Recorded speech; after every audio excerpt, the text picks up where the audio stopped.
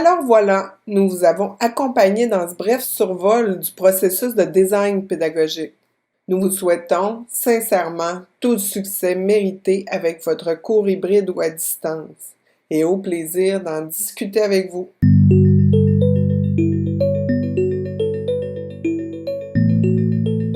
Le changement que la situation du COVID a apporté, qu'est-ce que tu as vu comme différence? Puis comment tu entrevois l'avenir suite à cet épisode-là, l'avenir en fan, là, en formation à distance? Penses-tu que ça va changer les pratiques? Bien, je pense qu'il y a certainement une plus grande ouverture parce que les gens l'ont expérimenté. Ils n'ont pas eu le choix de l'expérimenter, en fait. Avec ça, bien, on a découvert justement plusieurs avenues, plusieurs possibilités. Je pense pas que le but, c'est de complètement remplacer. C'est pas ça l'objectif non plus, mais juste d'appuyer des fois ou de varier ses manières d'enseigner. Je pense que ça peut être un plus. Puis justement, on voit, c'est souvent sous-exploité. Par exemple, Moodle, moi, la majorité des enseignants, ils vont déposer des documents pour que les étudiants puissent le consulter, mais il y a tellement de choses qu'on peut faire avec ça. Donc là, on a un intérêt qui grandit. Ah, mais si je veux faire ça, y a-t-il un moyen? Donc là, on cherche avec l'enseignant, puis on se rend compte qu'il y a beaucoup de choses qui peuvent être faites. Donc, je pense qu'il va y avoir une plus grande ouverture. Puis le but, ça va être vraiment de varier puis d'appuyer son enseignement là, avec d'autres outils, finalement. Ça fait plusieurs années, moi aussi, avec quelques collègues, on a des programmes en ligne, on est quelques-uns à travailler là-dessus, puis on voit l'immense potentiel, mais c'est difficile dans un collège qui n'est pas en ligne, travailler avec toutes des équipes qui sont pas habituées au travail en ligne, de faire percer des idées, puis de montrer qu'il y a vraiment quelque chose à faire d'intéressant au niveau pédagogique. Puis là, on est avec ce qu'on vit présentement par rapport à la situation du COVID, là, on a un accéléré.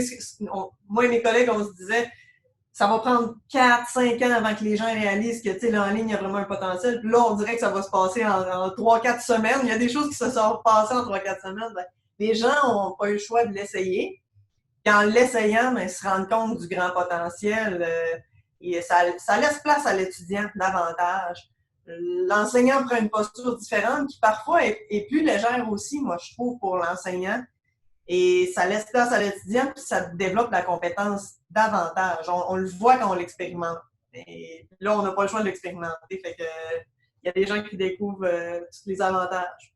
Et moi, je pense qu'il y a des enseignants qui étaient réticents pour différentes raisons, peut-être des peurs aussi de ne pas être capables et tout ça, que maintenant, ils l'ont essayé, puis ils vont vouloir le refaire. T'sais, moi, je pense que c'est ça qui va arriver, ou faire des parties de cours de cette façon-là. C'est sûr qu'il y a des façons de faire qui vont changer. Je leur ai dit aussi, vous savez, là, le télétravail, là, c'est là pour rester. Je dis télétravail, mais c'est l'apprentissage en ligne, c'est travailler en ligne. En informatique, là, on va être encore plus sollicité à faire du télétravail que dans d'autres domaines, je pense. Oui. Parce que quelqu'un qui travaille en informatique, qui est déjà devant son ordinateur, ça fait que pour une entreprise, ça va devenir comme une façon de faire. Oui. Ça fait que, je leur dis, vous avez comme une façon de vous familiariser avec tout ce concept-là à l'école. Puis là, quand vous allez arriver sur le marché du travail, ça va être un plus pour vous autres.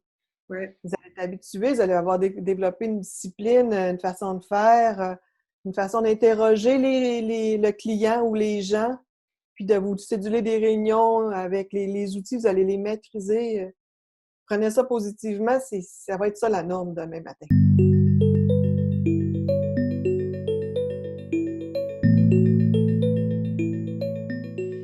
Moi, je pense vraiment que la situation actuelle va permettre à plusieurs institutions de s'adapter puis de changer leur manière pour le mieux. Dans le fond, je parle pour moi, puis je sais qu'il y a d'autres gens dans ce bateau-là, mais personnellement, je fais 2 heures de transport par jour pour me rendre à l'école.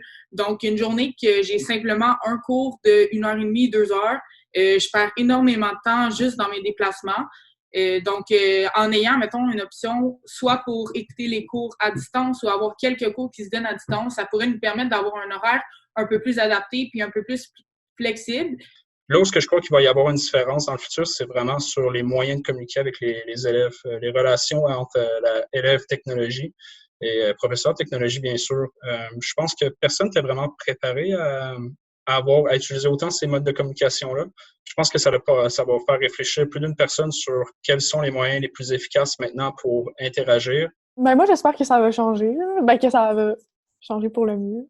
Parce que ben, je trouve qu'il y a c'est vraiment pertinent d'avoir un prof, là, puis de genre interagir avec des gens, puis de discuter avec eux. Puis ben c'est vrai que le prof apporte quelque chose à la matière, mais je sais pas s'il apporte quelque chose à la matière 4 heures par semaine.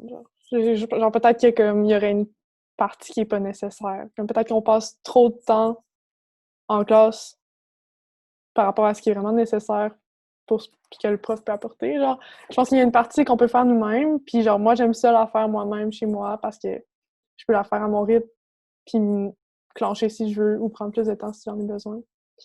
Puis j'espère que je vais pouvoir continuer de faire ça tout en gardant un contact avec des profs puis des élèves, puis genre continuer d'avoir comme une vie à l'extérieur de ma maison.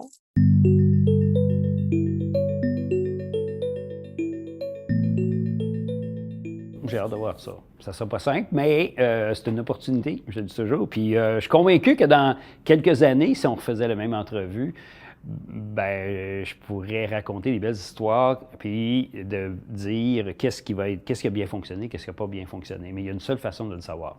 C'est de l'essayer. C'est de l'essayer. Il faut reconnaître ici qu'il va y avoir eu un avant COVID-19 puis un après COVID-19. Pour les laboratoires, ça va nous avoir fait réfléchir à comment on peut faire ça, puisqu'on est obligé. Puis pour les cours, c'est clair que beaucoup de gens, comme moi, qui enseignent depuis 30 ans, qui avaient une idée unique de la capacité d'enseigner puis de la façon d'enseigner et qui ne tenaient pas compte des défis et des étudiants d'aujourd'hui, mais aussi des outils technologiques à notre disponibilité. Aujourd'hui, c'est clair qu'on ne pourra pas revenir en arrière. Il y a des découvertes qui ont été faites. Moi, je me dis, on a trouvé quand même quelques opportunités, comme tu dis, dans la crise du COVID. Tout à fait. Moi, pour avoir conseillé des profs depuis longtemps en formation à distance, puis j'ai parlé à d'autres personnes aussi qui sont des conseillers dans des cégeps, dans des universités, ils me disaient, Isabelle, on a fait un pas de 10 ans en 3 semaines. Oui, peut-être. Là, mais le problème, c'est qu'on l'a fait à tâtons. Ça aurait été le fun de faire un pas avant bien avec un guide puis avec un beau trottoir où on peut fonctionner. Ça, ce qu'on a fait, c'est qu'on a marché sur un fil de fer. Là. C'était, en anglais, on dit un balancing act. C'est ça qu'on a fait. On n'avait pas les outils, mais on l'a fait. Et ça nous a fait réaliser qu'il existe plein de choses et qu'on ne peut plus faire ce qu'on faisait. Puis si ce n'est pas nous qui les réalisent, ce sont les étudiants qui l'ont réalisé. Puis c'est là où je te rejoins. Moi aussi, je pense qu'il va y avoir un avant puis un après.